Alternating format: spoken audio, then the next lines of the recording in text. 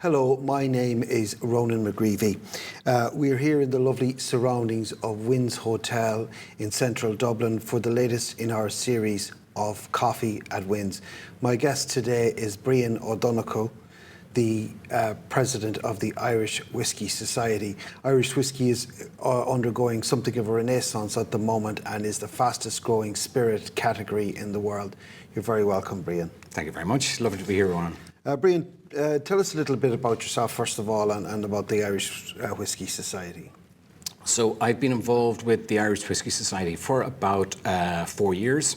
Well, actually, slightly less than that. I first started to drink whiskey about 4 or 5 years ago.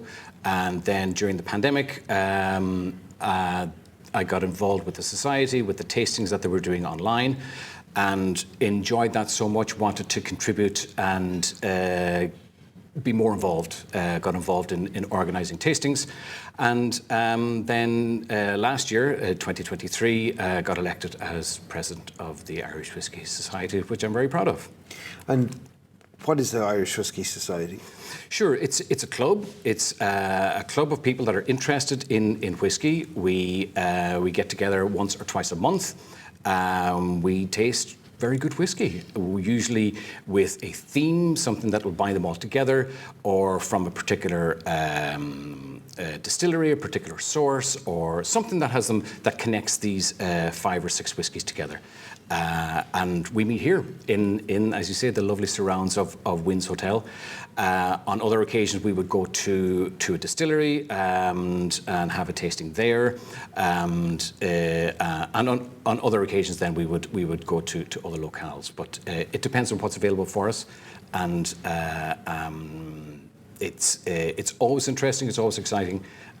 We have about 450 members all across the country, mostly based in Dublin. But we also have a chapter in Dingle, a very active chapter there, and likewise they would meet about once a month to do the same thing, drink good whiskey. A lot of people know of Irish whiskey, but are not sure what exactly it is. Just tell us a little bit about what whiskey is and how it's distilled. Sure. So whiskey is a distillate made from barley and other cereals that is distilled in either a pot still or a column still and matured in wood.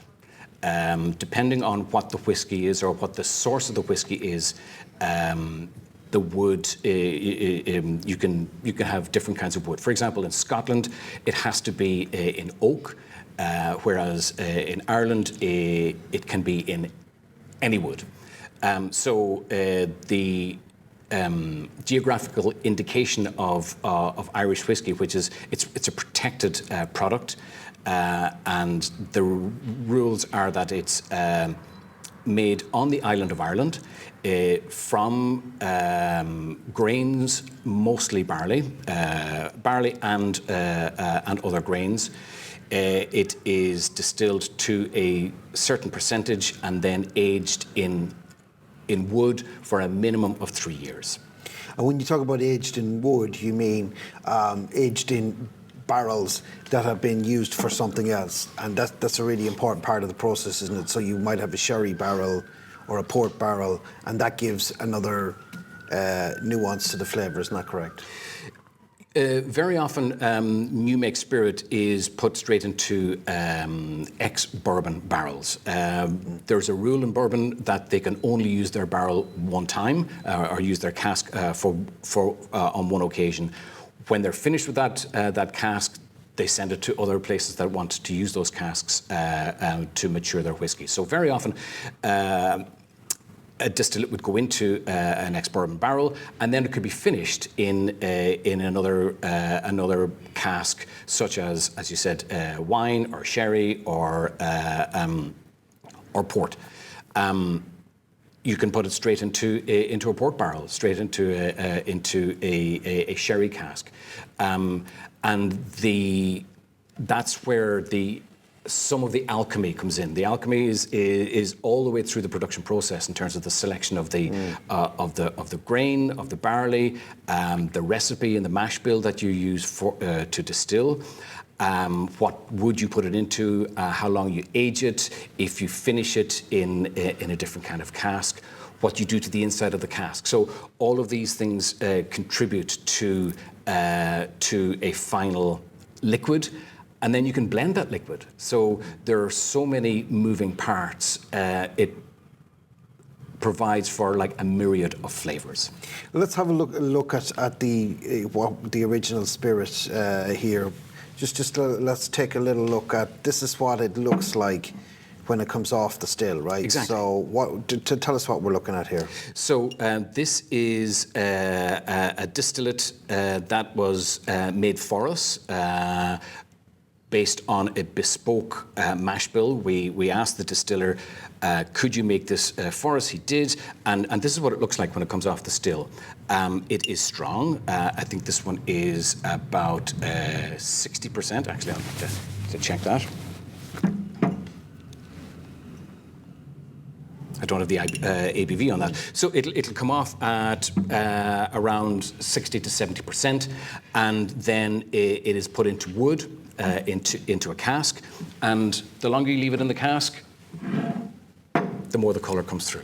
So essentially, the colour that you have of whiskey, this beautiful sort of brown auburn type of a colour, that is a function of the wood, from the wood, that it takes on the colour of the barrel. Isn't that correct? This is it, because the wood is porous. And depending on the environment that the cask is kept in, the liquid will expand and draw in. The liquid will expand and the wood will draw in the liquid, and as it contracts, it comes out of the wood and it draws out flavors and colors from the wood. Before we talk about the different brands of whiskey and blends of whiskey that we have, or just to go back to the original point about Irish whiskey being having something of a renaissance at the moment, just some of the statistics are quite startling.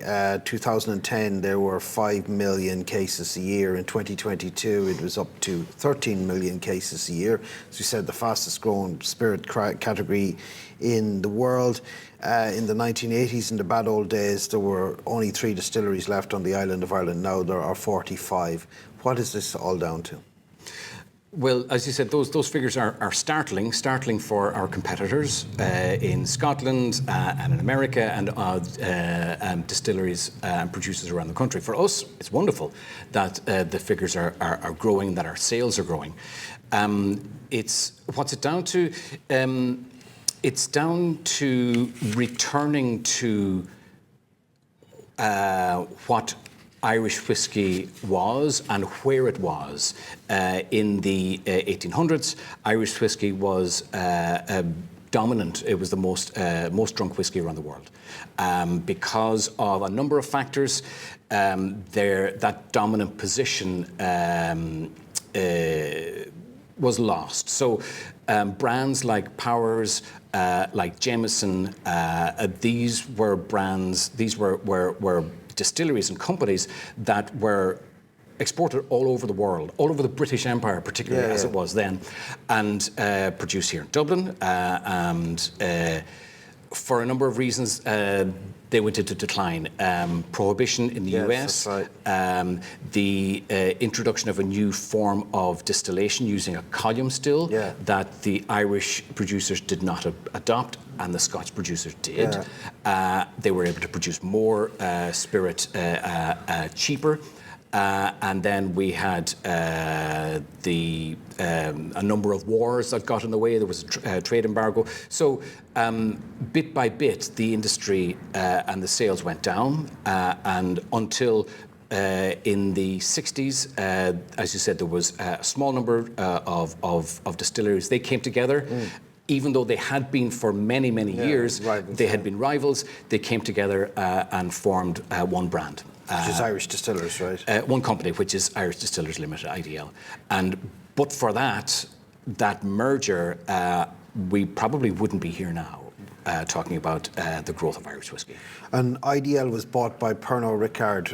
I'm not sure how many years ago that was, but that was the saviour, basically, of, you had this global brand with its reach and so on, and its deep pockets. And I think it's fair to say Irish whiskey hasn't looked back since then, right? Yes, Pernod Ricard was able to invest in IDL and put a lot of a large marketing budget into one particular brand, which became known all over the world, which is Jameson. Yes, that's right. And there's a reason that Jameson is so well known, is because it's, as I say, IDL promoted the brand. And even though IDL owns a number of other brands, such as, we have them here, such as Green Spot and Powers and Redbreast, this is the one that they promoted. And a rising tide lifts all boats. So the name of Irish whiskey became known again all over the world, and with that then brought an interest in whiskey, and then in the 80s. At that time, there were still, as you said, maybe 3 distilleries, and with the opening of Cooley Distillery by John Teeling, that really was the start of the Renaissance. Yeah, the Teelings have been fantastic at bringing alternatives to the Irish market. One of the startling things, the figures I've read here, is that in 2010, the Scotch whisky was 4.5 times bigger than the Irish whisky market. It's now down to 97%, so less than twice. Is there a possibility, do you think, that Irish whisky could, in the next decades, become the number 1 whisky in the world again? That's a good question. While we do have a large number of smaller distilleries, it is still within a small country, and the global markets are difficult to break into. India and China are enormous markets. But for example, in China, as far as I know, only about 5% of the spirits drunk in China are Western spirits. Yeah. So, and of that 5%, that includes all of the rest of the Western spirits. And Irish is trying to get a little space in there as well. So that includes bourbon, Scotch, and Irish. So can we get back up there again? That remains to be seen. It is difficult to break out, to break into that global market if you're a small distiller. And I'd love to see it happening. But what it does do is it develops such a wide range of liquids that are available for us now. Yeah, we can talk about that in a second, I guess, because in order for a new distillery to survive, you can't just be waiting for, because you have to wait at least 3 years for whiskey, and realistically it's 5 to 7. So you got to do something in the meantime. A lot of them are producing gins and vodkas and some are producing poteens as well. Yeah, different stills, and they're doing whiskey tours, and they have restaurants attached and all the rest of that. Do you think? Do you think that there's room for them all? That's a question that everybody's asking, and the up until now, as you said, the new distilleries needed something to fill the gap until their own distillate came of age. So yes, they were making gins, they were making poteens, or they were using sourced whiskies that they were finishing themselves or rebranding. And when their own distillate comes into its own, we'll then know how the real pedigree of those new distilleries. All of them are going to need to make an effort to be something. They're all going to try and carve out their own uniqueness, and while there is scope for that, that's going to be a challenge. So, what's the difference between this one compared to this one, or this distillery compared to another, and likewise the various releases within that distillery is going to be a challenge. And then when you make your difference, getting global distribution. Yes, it's a very difficult process. So let's have a look here at some of the whiskies, some of the different varieties of Irish whiskey. Let's go back to this Jameson bottle here, because this is the most common form of whiskey. This is known as a blended whiskey, isn't it? Yep. So just tell us what a blended whiskey is.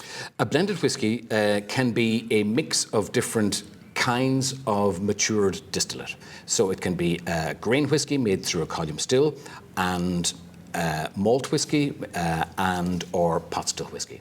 So Jameson is a blend of different kinds of whiskey. Just explain that process. So when you malt barley and you make a distillate just from the malted barley and distill that, that's a malt whiskey. If you distill a mash through a column still, and you might have made that beer with using maize or corn or some other grain, that's called a grain whiskey. So when you mix a grain whiskey and say a malt or a pot still whiskey, that's a blend. Now let's talk about the next one. Let's talk about the single malt. Now that we're on the subject of malts, so you have. This one, yes. This is a 10-year-old Bushmills. So it's a single malt Irish whiskey. Again, this has no grain in it, isn't that right? This is made entirely from barley, from malted barley, and the reason it's called single is because it doesn't use any distillate from. It comes from one distillery.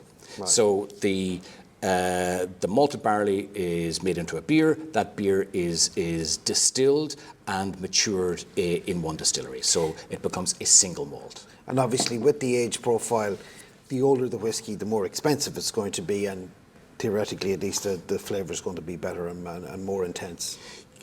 It takes time for the roughness of the distillate to be softened through contact with wood. So when the whiskey goes into a bottle, it doesn't mature any further, not like wine. That does mature further. So the maturation happens in cask. And usually the longer that it's in the cask, the more it matures and the more flavours you can draw from the wood. But I've also tasted whiskies that were just too long in cask, and they tasted overcooked or just too heavy. Well, that's part of the process, isn't it, to get that process right. Now let's have a look here. You're a man from a proud Connemara man. Let's have a look at this Connemara. This is a form of single malt, but it's peated. From Kilbeggan Distillery. Tell us a little bit about this one. So, when you are in the whiskey making process, as you make a beer, and the malt that you're using, or the barley that you're using, has been malted. That means it's been tricked into thinking it's germinating. So the malt starts to, the barley starts to sprout. That wakes up the enzymes so that the sugar can be extracted. That then needs to be dried. The grain needs to be dried, and when the grain is being dried, if you use turf or peat to dry the grain, it imparts the flavour of the smoke, and that's what peated means. So that the malt has been dried using peat smoke or turf smoke, and you then continue to distill that, and that flavour continues through the distillation process. The longer it stays in wood, the lower that flavour becomes. For some people, it's pure gold. I love peated whiskey, and other people just don't. It's very Marmite type of whiskey. I haven't to say I love it, but I know lots of people who don't.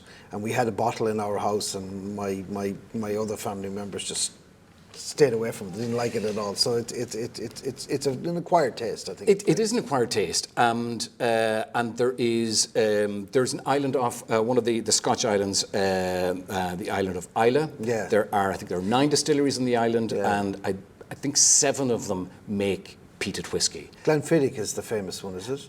There's, you're going to get me now to name them all. Bruichladdich is the one that doesn't make peated. There's Bowmore, there's Lagavulin, and so there's a range of them. And they can be very, very smoky. Both a peated smoke or almost an iodine, almost a seaweedy kind of a flavour, because it's a small island, and the turf that is being used, or the peat that's being used, would have a lot of sea influence. Great. Now, one of my favourite types of Irish whiskey is single pot still, and this is probably my personal favourite whiskey, Redbreast, and this is called a single pot still Irish whiskey. Can you explain, Brían, what a single pot still whiskey is? So a pot still whiskey, an Irish pot still whiskey, is a whiskey that's made using a recipe of malted barley and unmalted barley. So the unmalted barley adds a sort of a spicy flavour to it. And usually it's malted and unmalted, but you can also add a small amount of other grains such as oats or rye or wheat.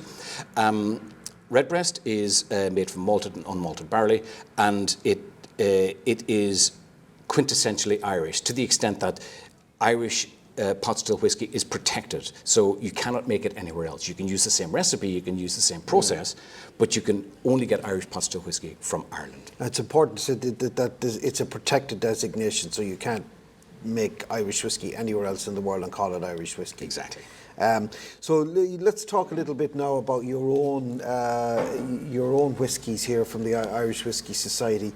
Just introduce us to one or two of these. Sure. Please. So, as I said, we come together as a club, as a society. We usually here in Wynns we have tastings, and one of the other features of the society is that we would lay down whiskey to mature, and we would then bottle it for our members. And we would release this whiskey, and it's only for members. It's a member benefit, and we would do usually about one a year. So let's see. This was the last one that came out. This was what we called the cask that Jack built. Jack O'Shea, Dr. Jack O'Shea was the last president of the Irish Whiskey Society, an accomplished distiller. He made this when he was with Pierce Lyons, and even it was made in Carlow even before Pierce Lyons opened their new distillery here in Dublin. Pierce Lyons distillery is on Thomas Street, and they converted an old church there. So it's a beautiful church with a glass steeple. And this is one of the whiskies that has been bottled just for us, and it's a single malt, 9-year-old single malt. And it's cask strength here as well. So this means that most whiskies, say your conventional whiskey like Jameson, be 40. This is almost 60%, right? So exactly. So. After when the distillate is put into a cask, it's usually put in at around 64%, and then when it's taken out of the cask, usually it is what they call liquor adjusted or diluted down to about 40%, because a whiskey needs to be a minimum of 40%. These, when we release the Irish Whiskey Society releases.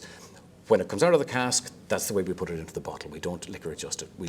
So this one is a stout 59.1% ABV. You'd be careful drinking that.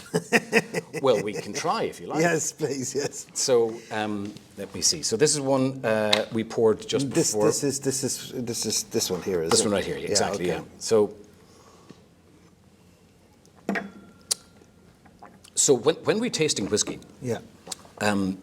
a few of the things that we do is we look at the colour and look and see at the what colour it is, because as you saw, the new make whiskey is completely clear. Yeah. So you can tell a lot by what the colour is. If it's light or it's dark, and usually the darker it is, the longer it's been in wood, or it might have been in a particularly a dark kind of wood. Then, when you see people sort of swilling it around like this, you think, are they just being pretentious? What are they at? What's happening there is that you're rubbing the liquid against the air in the glass, so that when you take a sniff of it, you've got more of the aroma in that air. But you don't want to put it to your nose and sniff down, because particularly this being cask strength, this is going to be very strong. So you just want to put it under your nose and maybe smell with one nostril or the other nostril, and just see what does that remind you of? Whiskey always reminds me of Christmas. It doesn't matter what time of year it is. It's But are there fruits in there? Do you get any sort of fruits or nuts or?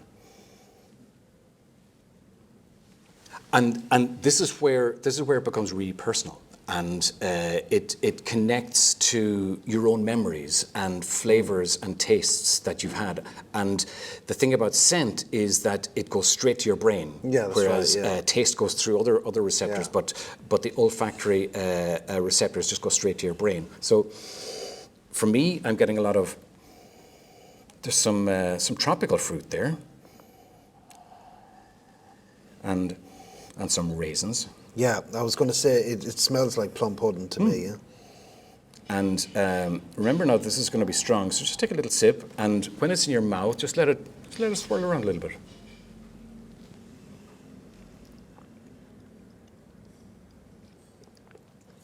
Quite strong, all right. Yeah. But it is delicious. It is, Yeah. and to me, I'm getting a lot of the wood, and getting vanillas off that. The American oak that's used to make bourbon casks has a lot of vanillin in it, so you would get a lot of a vanilla flavor from this. Then it's got a long finish. When the flavor stays in your mouth and just continues on, Yeah. that's what they call the finish. Yeah. And this is a lovely long finish. As you said, it is cask strength. So very often what we would do is we put just a couple of drops of water in there. And this goes for any whiskey. When you add a few drops of water, it opens up the flavor, and it lets the aromas come out. Some more. Yeah. Okay. Everything in moderation, Ronan. Yeah. Except moderation. So, yeah. And when you nose it now, it might be slightly different. It might not, but and when you taste it again, it's going to be slightly weaker, but hopefully it will have opened out slightly.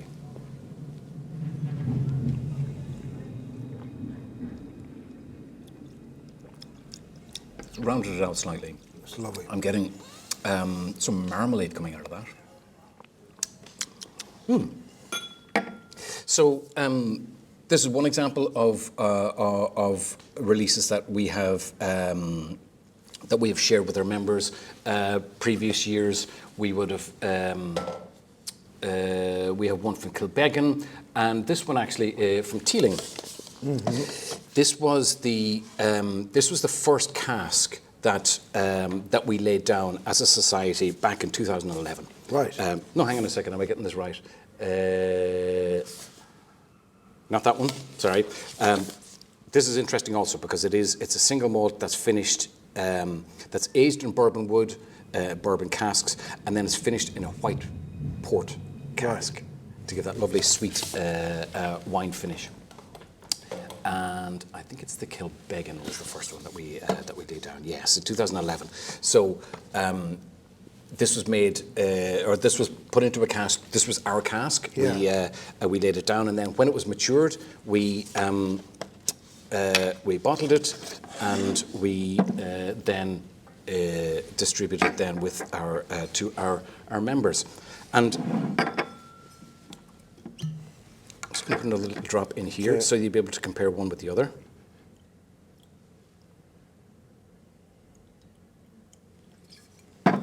And as you say, the difference between, say, this bottle is, although it's an 8-year-old whiskey, it's actually, this bottle itself was bottled in 2011, right? Yes. But it's not, you can't add 8 years and then whatever it is, 13, so it's not a 21-year-old whiskey. No. It's still not like with wine, whereby you lay down wine and it continues to mature. Once you bottle it, that's it. Maturation stops. So this was made in 2011, and then this is going to have a different nose now. Now it's we've only just poured it, so it's not going to have. It hasn't had a chance to air very much. So that's why we do the swilling and stirring it around. And the more you do that, the more the nose will come out. And you'll see as well that the colour is it's more sort of a golden. Yes. It's not quite as dark as the other one. And Just to see the contrast between the two of them, yeah, I can see that that one is more it's darker. Sláinte agus fad síl. Yeah.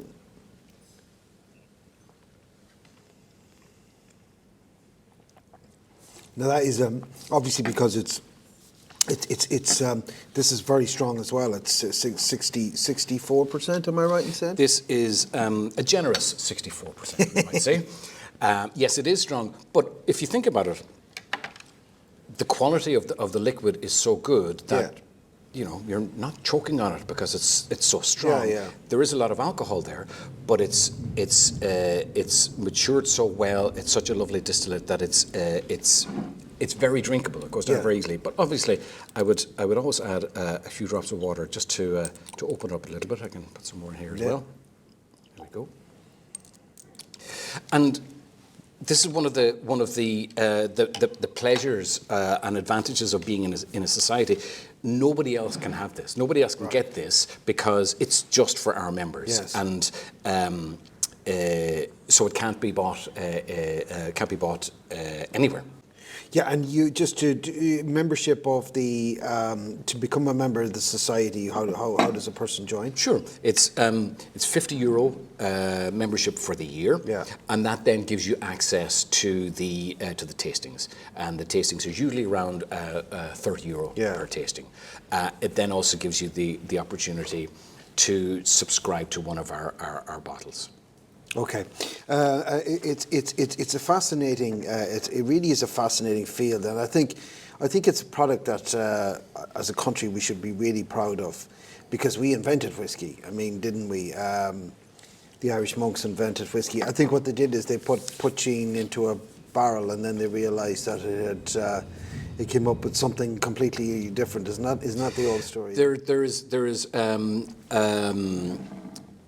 a friendly rivalry between Ireland and Scotland in terms of who created it first. The first written reference to the process is in the Red Book of Ossuaries nearly 700 years ago. And that refers to aquavitae, which is the water of life, ishkabaha. And from ishkabaha, we get whiskey. So that's where the name comes from. And a few decades later, there's a reference to a similar process of distillation in Scotland. Yeah, so we're claiming it for ourselves anyway. But I guess the thing about it is that what's the uniqueness of Irish whiskey is, first of all, it's triple distilled, and it's not always, but generally speaking, it's triple distilled. Whereas generally speaking, Scotch whiskey is double distilled. That's generally usually, usually. Okay, so I mean, and you see, this is where different distilleries are making their unique selling point in terms of their Cooley, for example. They were double distilled, whereas everybody else around at the time was triple distilled, and their Slieve League in Donegal is making only peated whiskey because that's what they want to make, and the whiskies that they make are absolutely delicious, even though it might divide the audience, and there are a lot of people that don't necessarily like peated whiskey, but their whiskies are absolutely delicious.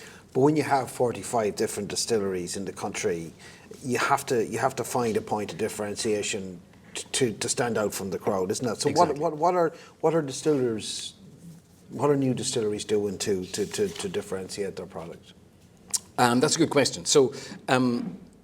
And that actually brings us back to these two here, and these are made by Killowen Distillery, and that's in County Down, and the founder and head distiller there, Brendan Carthy, his ethos is, I want to go back to the way whiskey used to be made, and.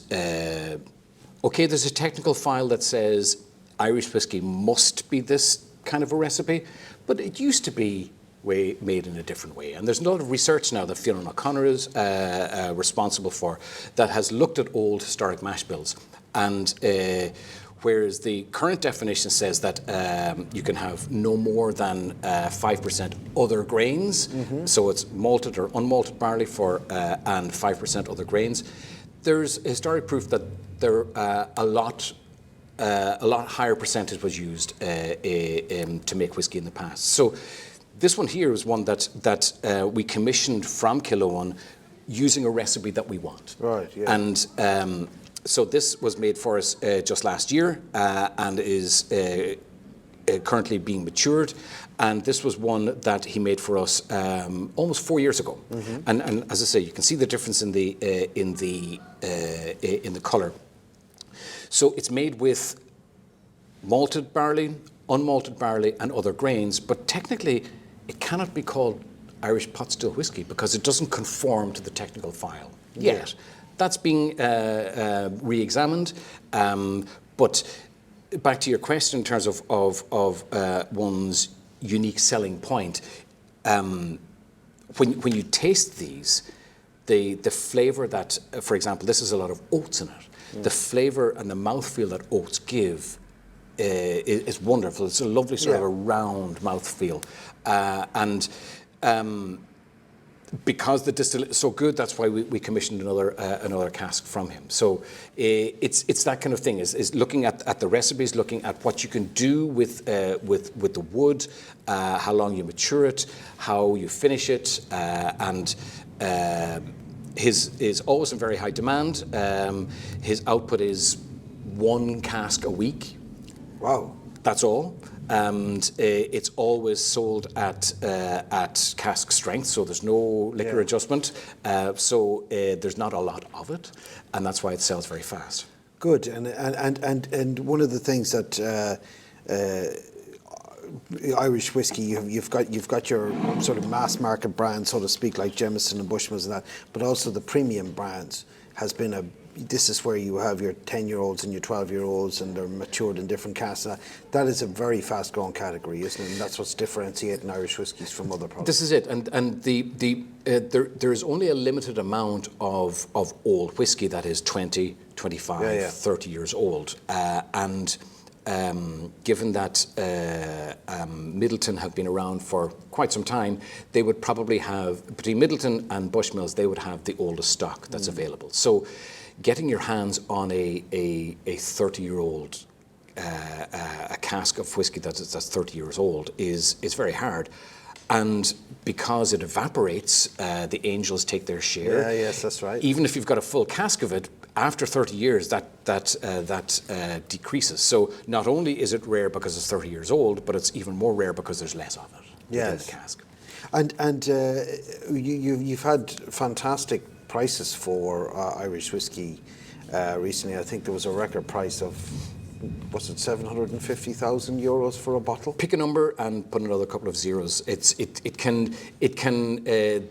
super premium category has expanded beyond. I mean, if you had told people 15, 20 years ago that Irish whiskey would be sold for these huge prices, they wouldn't have believed you. I suppose it really is really a boom time, as you say, for Irish whiskey. I think it seems to me that it's a renaissance rather than anything else, because Irish whiskey is on its way back to where it was, which was the number one whiskey in the world. Exactly. Where do you see the next, say, couple of decades panning out? Where do you see Irish whiskey, say, in 20 years' time? That's a good question. And I think there's the option for regionality, like you would have in Scotland, which has 5 different regions. They're not all different, and there's similar whiskies made in each one of the regions. But like I mentioned, Islay is known for particularly smoky whiskey. That's a possibility. That's a whiskey from Donegal, or whiskey from Kerry, or whiskey from Dublin, has its own particular designation or style. That's one way it may go. The question remains: is there space on the shelves for all of 45? Is there is there is there a route to market for all of them? I'm hoping that they would survive. I imagine that there will be, looking at Scotch whisky, where small distilleries are bought up by large conglomerates, and while they may continue to produce under their own label, they're still owned by a. But that's necessary to be able to get to these major markets at the moment. So it's not. I mean, you can be an independent distillery, but at the end of the day, you will need somebody like Jim Beam or Pernod Ricard, their distribution network, isn't it, to get out there. And I suppose another thing that you talk about it. And one is associated with the other, that you also have a very thriving Irish gin market as well, and a lot of these companies, a lot of these distillers are making gin first, aren't they? Because gin is essentially the same distillate, but you've got different you've got a different process after that, isn't it? It's much quicker to make gin. So you're starting with a base spirit, and you are adding botanical flavors from botanicals. Which and I have to say I was very interested in gin for a long time, until my head was turned, and I tasted whiskey and developed a love for that. But for me, what's more interesting is the renaissance in Poteen. Yeah. And Poteen is the father of Irish whiskey. Yes. It can be aged for no longer than 10 weeks in a cask, and but the recipes can be changed. And I've tasted some absolutely delicious Poteens, and you might think Poteen had a very bad name for a long time, but there have been a number of drivers with that in that category. Dave Mulligan from Bar 1661 here in Dublin was at the forefront, the vanguard of re-energizing Poteen, and there are now, I think there's 25 or 30, I've lost count of how many Poteens are available, and I think that in itself, which has its own geographic indication in terms of being a protected product, that does have the scope of tapping into the same market that, for example, that we've seen for tequila and the demand for tequila. Yes. You're talking about in shot form here, And I'm talking about the market that's really interested in white spirits as opposed to brown spirits, but are interested in the provenance, are interested in a traditional spirit, and tequila can be very, very expensive as well. So if Irish Poteen is able to tap into that market, I think that it, as a category, could explode, and you would see Poteen being sold all over the world. I hope, because, as I said, it's a wonderful product, and it is absolutely quintessentially Irish. You cannot make Poteen anywhere else. Brían, I'm just going to read out a few statistics here for you about the impact that the Irish whisky sector is having on Ireland and the Irish economy. There are 1,600 people directly employed in the sector now. Quite a remarkable gross value added of 412,756 per employee in 2019. That's 6 times higher than the average gross value added for an employee in the Irish food and drink sector. And the revenues that is generated by Irish whisky is in the order of 700 million euros a year. It's quite remarkable, isn't it? It is. In addition to the likes of the Irish Whiskey Society enjoying the fruits of this renaissance in terms of the tastings, the impact that the industry has in the country, the positive impact is really significant. As you say, more people are being employed in the sector directly, but also indirectly, because there's a long supply chain for the grains, for the packaging, for the delivery, for the sales, and the biggest impact there can be seen in the agricultural sector, and with some incentives to move from dairy into tillage. I think there needs to be more, but when there is incentives to move from dairy into tillage to produce a barley that is of a high enough quality to be used for distilling as opposed to barley that's used for feed. That's difficult. So it's not easy farming to grow that crop to that level. But we're seeing that a growth in that sector in the agricultural sector. On the other side of that then is tourism and the impact that tourism is having, and whiskey trails. There's the bourbon whiskey trail, there's the Scotch whiskey trail, and this is something that I think that can really grow in the country. There's a large market, particularly in the US and in Japan and China, for people that want to go from distillery to distillery and taste the whiskies and be brought around. And that has huge potential. And especially in rural towns where, you know, there's a great capacity in rural areas for the growth of whiskey. And I just give you one example is the Shed Distillery near my hometown in Donnchadha, County Leitrim, by Pat Rigney. Pat has obviously developed a world-class gin in Donnchadha, gunpowder gin, but he's also branched into whiskey now. There's over 100 people employed there. He has a distillery tour, he has a restaurant, etc. And it's really literally putting Donnchadha on the map as it is other towns in Ireland. That'd be fair to say. Absolutely, and we've seen this in the past in Ireland and currently in Scotland, where you can have almost full employment in a small town when the distillery is employing people in different aspects of the production. So it doesn't have to be like other industries. It doesn't need to be in an urban setting, and it can be anywhere. I mentioned Killowen earlier on, which is up a lane in the Mourne Mountains. It's really hard to get to, but it's still thriving. So I think the renaissance of the Irish whiskey category will have and can have a huge impact on the economy.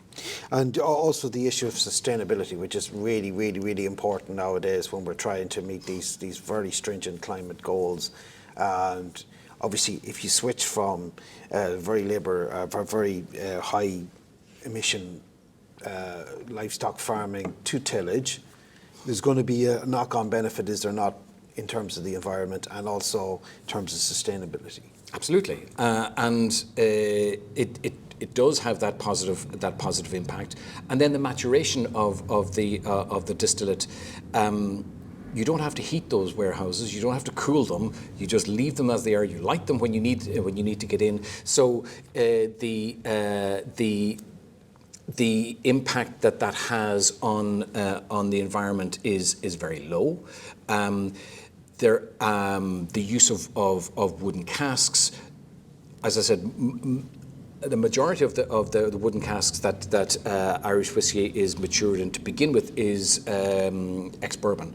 So we're recycling what they're finished with, and when we finish with it, it gets passed on then to other industries. For example, very often Irish whiskey casks would go to the Caribbean for the maturation of rum, or would be used for maturing beer. So again, it's a classic circular economy, isn't it? What goes around comes around, and all the rest of that sort of stuff. And I think the IBEC have spoken about sustainable development goals for Irish Whiskey Association, like improving water efficiency and decarbonising the energy supply and sustainable packaging. You think those are realistic goals? I think they are. And the industry is striving to be as positive as it can, to be as carbon neutral as it can.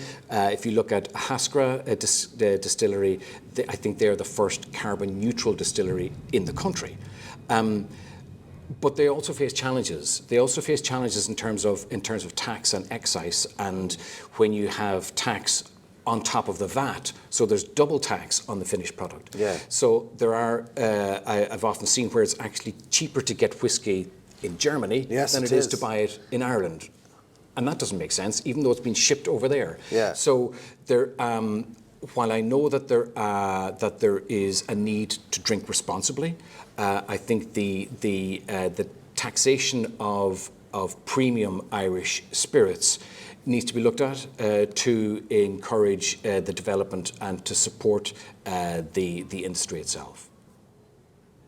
Brían Donnchadha, President of the Irish Whiskey Society, it's been fascinating speaking to you. If you want to know more about the Irish Whiskey Society, the website address is here. It's irishwhiskeytasociety.com. Please subscribe to us. We will have more interviews in the coming weeks. Thank you very much. Thank you very much. Lovely to be here, Ronan.